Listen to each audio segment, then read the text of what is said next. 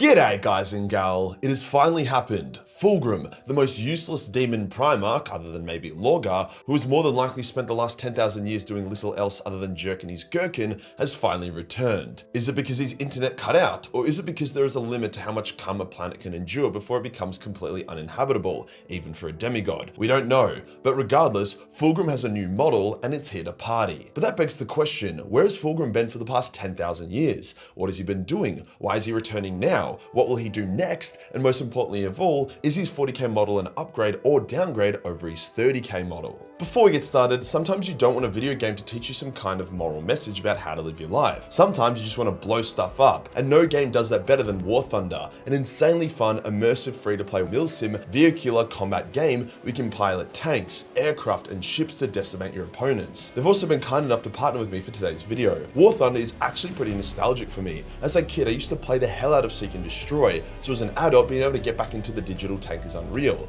Not to mention all the other vehicles and features partnered with some very impressive graphics. If you aren't already convinced, War Thunder features around 2,000 different vehicles you can choose from, meaning every battle will feel different. Not to mention, this also allows you to choose exactly what vessel you wish to deliver destruction in. Other features include guided missiles, active protection systems, thermal vision. I mean, damn, you can even get a nuke. With the Firebirds update recently launching, which adds in ray tracing and other noticeable graphic improvements, as well as the awesome F-117 stealth aircraft, amongst a few other things, there's never been a better time to download War Thunder for free. So to join in on the fun, then use my link below to download War Thunder on PC, PlayStation or Xbox, and you'll get 100,000 silver lions, an Eagle of Valor special decorator, and other awesome gifts. This also applies to the players who haven't played in 6 months or more. I mean, hell, War Thunder is even on mobile, which you can also download for free on iOS or Android. Cheers to War Thunder for sponsoring this video. Also, I know it's been Christmas and I should have made a Christmas special or something, but I was honestly so burnt out from how intense these last 2 months have been, like I've been uploading like a demon, that I honestly just wanted time to spend with my friends and family, so I hope you understand.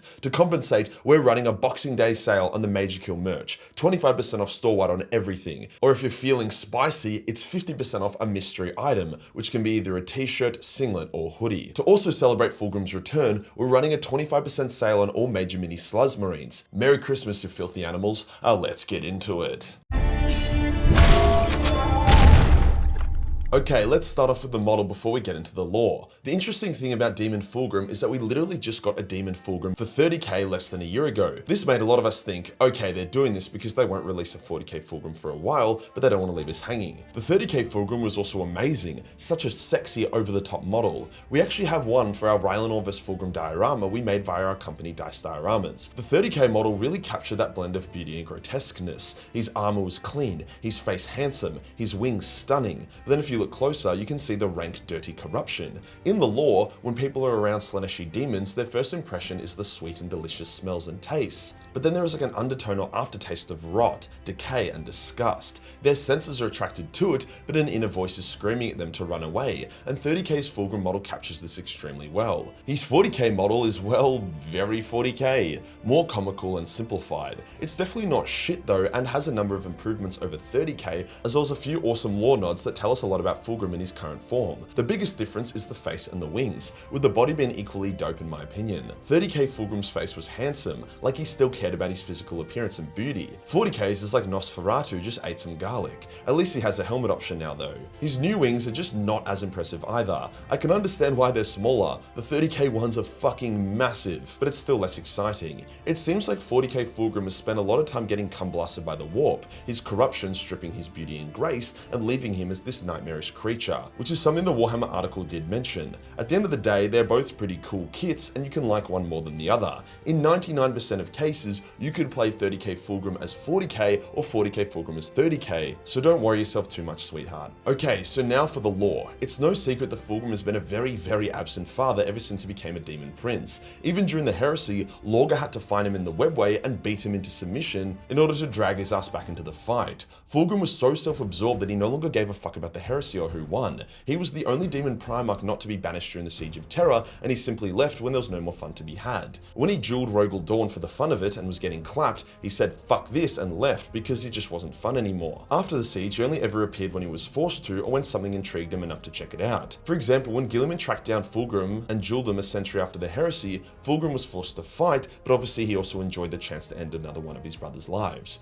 Fulgrim was an absolute monster of a warrior by this point. He was a duelist specialist demon and he carried multiple legendary relic weapons. G-Man stood no chance and had his throat slit, being put into a 10,000-year coma. Fulgrim would then retreat to his pleasure planet, which you can use your imagination to figure out what he got up to there. This pleasure planet was deliberately hidden from all, including the Emperor's children. Sometimes Fulgrim would turn the planet into a replica of Chemos, his now destroyed homeworld, playing out his upbringing as a Primarch with different decisions and results. This always ends with the total genocide of fake Chemos and all the slaves he used to populate it when he eventually gets bored or frustrated. He also spent quite a long time either sleeping or in a deep level of pleasure trance, which is a nice way of saying having a fat fuck off wank. He even once lamented over his duel with Guilliman, saying it really wasn't a satisfying kill because he barely knew Guilliman and there was no epic rivalry like what he had with Ferris or the Khan. He felt something was wrong, which was likely his instincts telling him Guilliman was not actually dead. The one time Fulgrim actually left his pleasure planet was during the events of Rylanor's Last Stand, where the ancient dreadnought Rylanor, the only survivor of the Isfan atrocity, had spent millennia repairing and arming a virus bomb before then lighting a beacon to lure Fulgrim to him. We all know how this goes and why it's so awesome, but basically it ends with Rylanor being such a legend that a group of Thousand Sun sorcerers helped Rylanor blow up Fulgrim, killing Rylanor and themselves in the process. Fulgrim, being a demon prince, survived the explosion, but it's said he was permanently scarred from the wound to his pride and the humiliation he suffered. Some people even theorized that his transformation from beautiful but terrible 30k Fulgrim to the monstrous ugly 40k Fulgrim was a direct result from eating Rylanor's nuke to the face. He had to rebuild his body after it, but was full of so much hurt, pride and humiliation that he rebuilt himself ugly, with no way to revert back to how he was. If so, that would be some fucking awesome lore, and I'd salute GW greatly for it, as it would give Rylanor's Last Stand even more impact. At some point, Abaddon did actually find Fulgrim's pleasure planet and was able to garner the favor of the Sluz Lord by trading him a special type of Psyker. Abaddon did this tour of visiting each demon Primarch and gaining their favor as a way of legitimizing himself as the new War Master of Chaos, plus getting a power boost. However, other than this, Fulgrim remained mostly dormant, until the 13th Black Crusade and the return of Guilliman. As the apparent slayer of Guilliman, Fulgrim took it pretty personally that his brother is now alive and well. His brother's return has galvanized Fulgrim out of his eternal wank, and he's actually gotten pretty involved already, with his new model showing that he's about to hit the setting in a big way with the Emperor's Children range refresh. Firstly, Fulgrim apparently appeared to kill a bunch of guardsmen, which was a bit random, but more directly, he actually managed to possess the Arch-Consul of Macragge, who then managed to put the Crown of Glories upon Guilliman's head as a part of a big celebration of the Primarch's return. The crown floods all who wears its mind with thoughts of glory, ambition, and selfish desires. Basically, it instantly corrupts all those who wear it. Guilliman initially is overwhelmed by it, but his incorruptible will breaks through and he removes it, before turning on the Arch-Consul. Fulgrim speaks through the console, mocking Guilliman that they will meet again and that Guilliman will be tempted time and time again. Fulgrim knew he wasn't going to fell his brother that easily, but he wanted a fancy way of saying, "I am coming for you."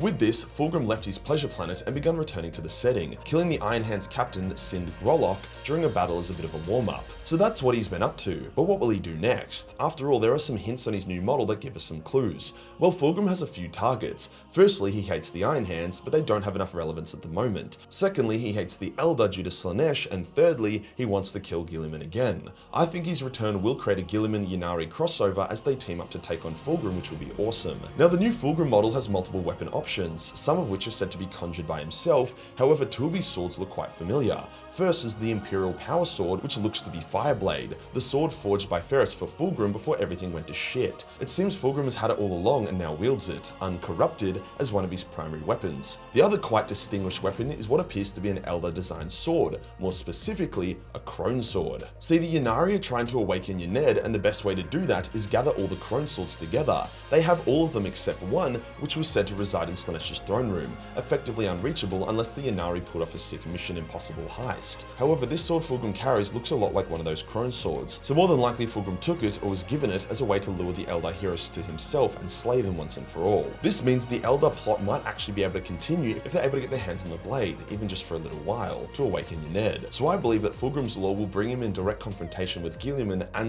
/ or the Elder soon after his return. Now, G-Man is currently busy punching on with the Silent King at the moment, so I'm not sure how they'll weave those plots together. As such, a potentially more interesting plot could be Fulgrim facing off against the Lion, even setting up a Lion and Elder team up. Or if GW really wants to make me jizzle over my own face, a Guilliman, Lion and Elder team up to face off against Fulgrim and the Emperor's Children. What an awesome way to bring the brothers back together, while showing off Fulgrim's Fulgrim's power while also getting the Elder involved. As always, GW, remember I take a 3% royalty commission on all my fucking awesome lore ideas. Either way, I'm expecting something pretty juicy. If you enjoyed the video and you want to support the channel, then pick up some Majorkill merch for up to 50% off for this Boxing Day sale, or get in on the 25% off Sluzz Marine sale. Hit the subscribe button, hit the real subscribe button for more sluzzy content. Join the Discord for more memes, and I'll see you in the next one. Peace.